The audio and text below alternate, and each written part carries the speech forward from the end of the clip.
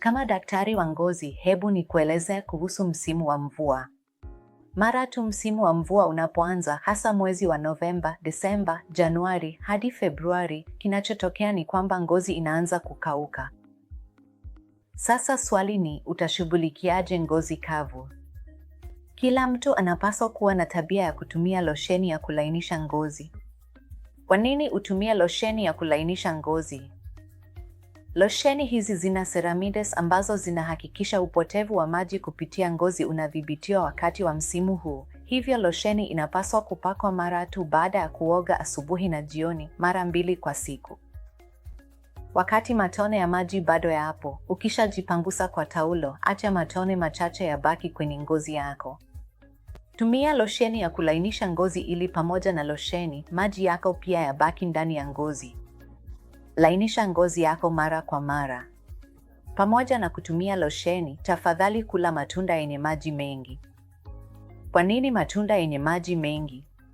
Kwa sababu matunda yenye maji mengi yana vitamini C kwa wingi, ambayo huimarisha kinga yako ya mwili ili wakati wa mabadiliko haya ya hali ya hewa, kinga yako pia iwe imara kiasi fulani na hivyo usipate maambukizi ya virusi ambayo yanaweza kuwa rahisi kuambukizwa msimu huu, na hakikisha unapata maji ya kutosha kwa nywele na ngozi yako.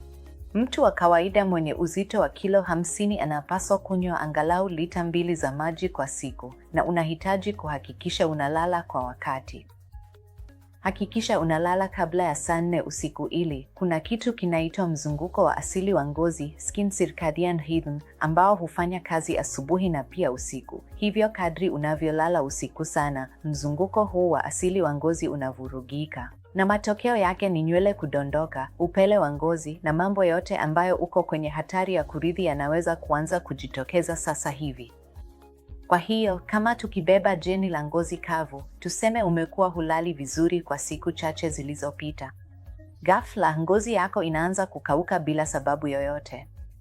Hii ni kwa sababu kukosa usingizi ndiko kumesababisha jeni hiyo kuamka, kwani kuna jeni ya kifamilia ndani yako ambayo ilikuwa kimya. Hivyo kinga ya mwili iliposhuka kutokana na kukosa usingizi, jeni hiyo ikaamka na sasa unaona ngozi yako imekauka waziwazi.